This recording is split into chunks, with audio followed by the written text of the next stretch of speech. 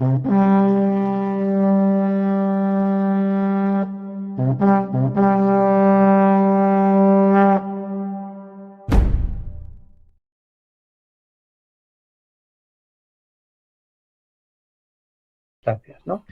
Bueno, la logística vietnamita era sencilla.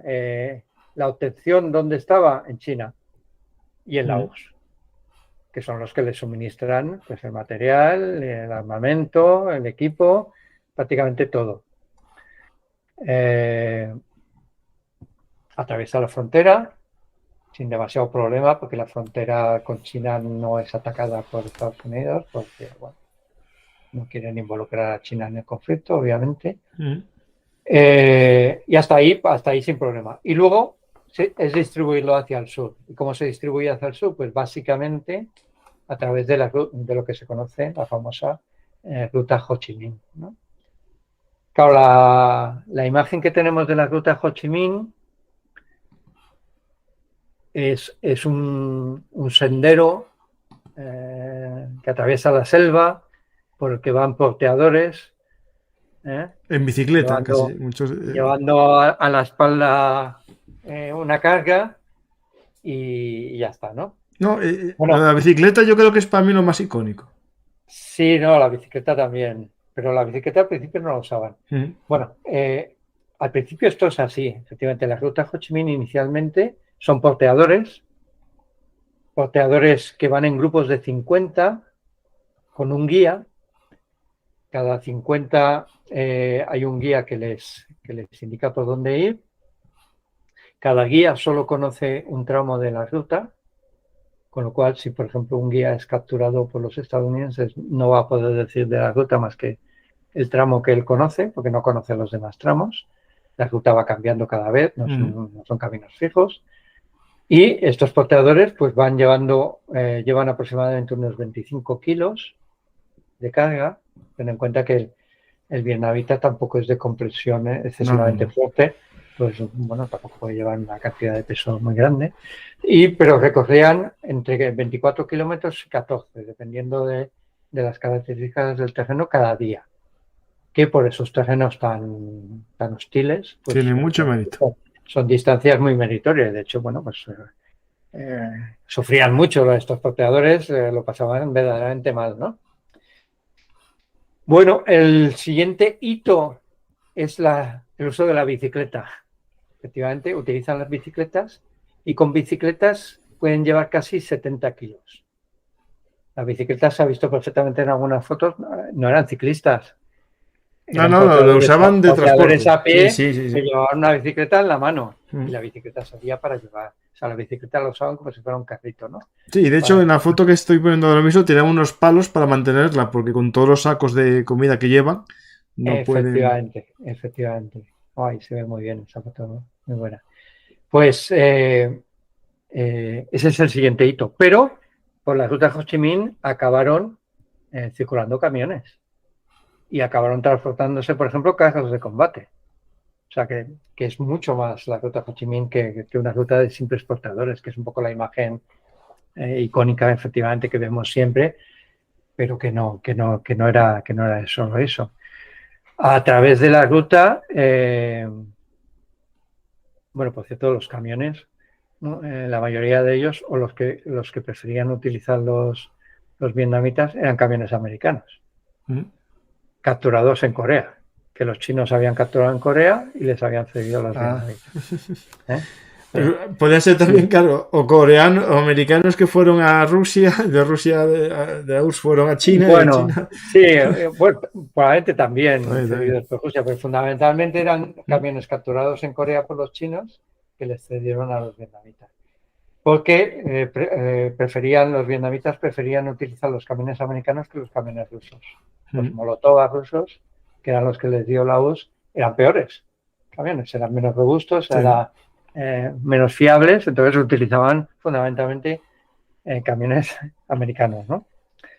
Y, y bueno, a través de la ruta Ho Chi Minh, la ruta Ho Chi Minh llega a tener 4.000 kilómetros en su máxima expresión, porque ya digo que variaba, la ruta no era un itinerario fijo, llega a tener 4.000 kilómetros de longitud. O sea que, bueno, es Sí, sí.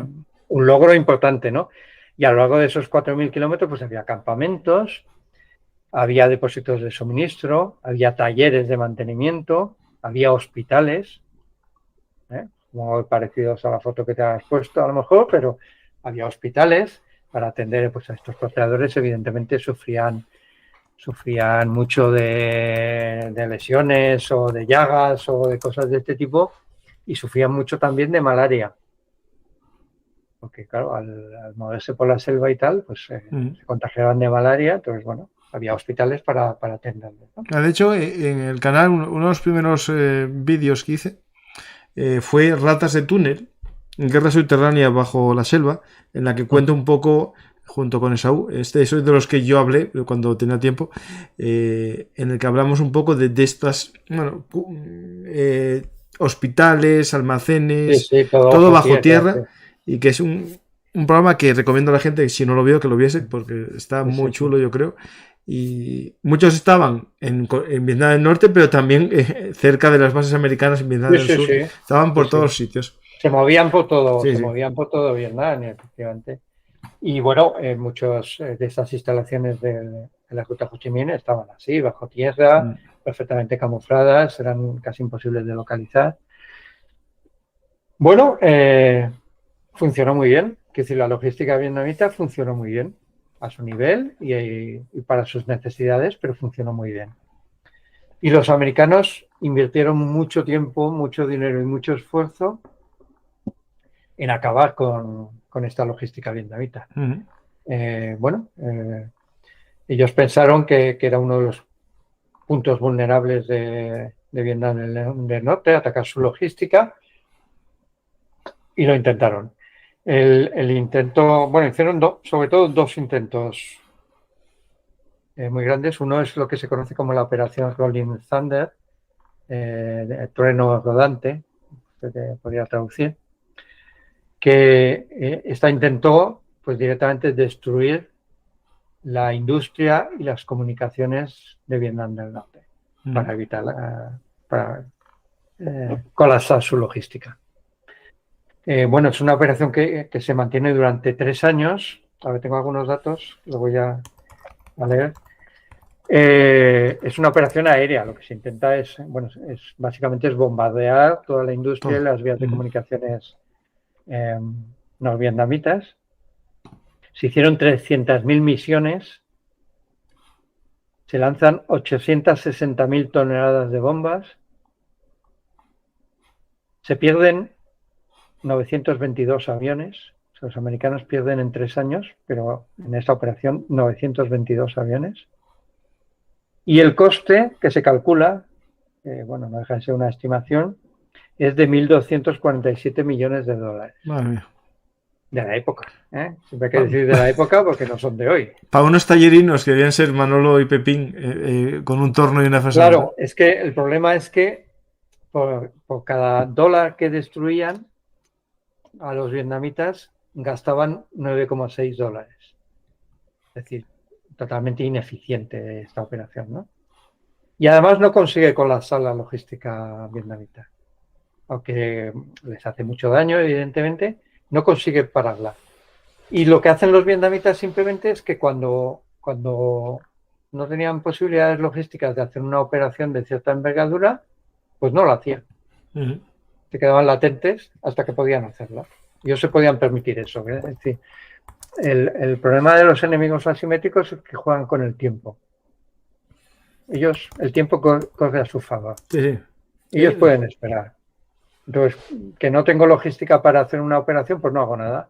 Me quedo a la defensiva y me quedo latente esperando a reponerme lo suficiente para entonces pegar un aguijonazo, ¿no? Es la forma de actuar. Entonces, esto fue ineficaz. Y de hecho, bueno, llegó un momento que dijeron, se acabó porque estamos aquí haciendo el tonto, ¿no? Estamos gastando dinero, perdiendo aviones, perdiendo pilotos y no es efectivo. Entonces, decidieron hacer otro intento de interrumpir las vías de comunicaciones del Vietcong y del ejército de Vietnam del Norte, cortando la ruta Ho Chi Minh. Entonces hicieron lo que se llamó la línea McNamara. Entonces McNamara era el secretario de Estado americano. La línea McNamara simplemente era, a través de una carretera, la carretera número 9, cortar el país en dos. Establecer una línea con pues fortificaciones, con zonas defoliadas, o sea, quitando la vegetación para que no se pudieran con la ocultar gente naranja y todo con eso. la gente naranja, famosa gente naranja que tanto daño hizo en Vietnam,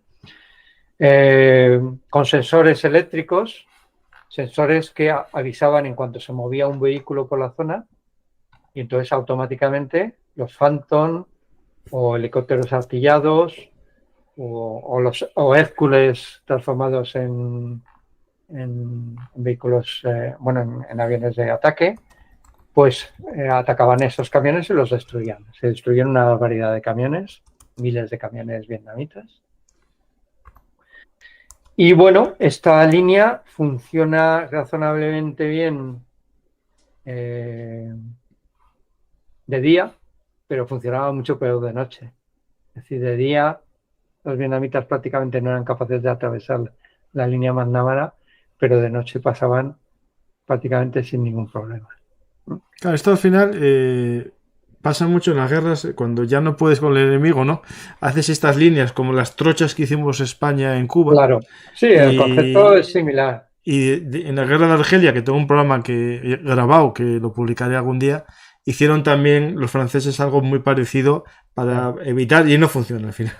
No funciona. No, este tipo de cosas no suelen funcionar porque nunca son impermeables las líneas. Siempre al final, por un sitio o por otro, se cuelan. Y efectivamente la línea McNamara fue otro fracaso. Es decir, los americanos hicieron muchísimos esfuerzos y gastaron muchísimo dinero en intentar interrumpir la logística vietnamita y no fueron capaces de hacerlo.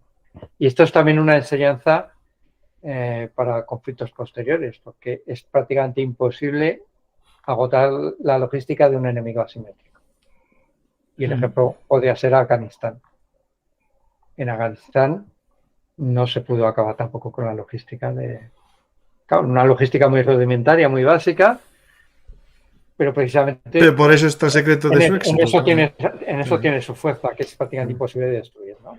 Sí. La logística de un ejército convencional es muy vulnerable, la de un enemigo asimétrico es muy difícil de... La de un soldado talibán era un Kalashnikov y un par de RPGs. Sí, pues que, bueno. muy poca cosa, pero claro, prácticamente... Y la comida se la pueden dar hasta los civiles del poblado al lado. Sí, sí.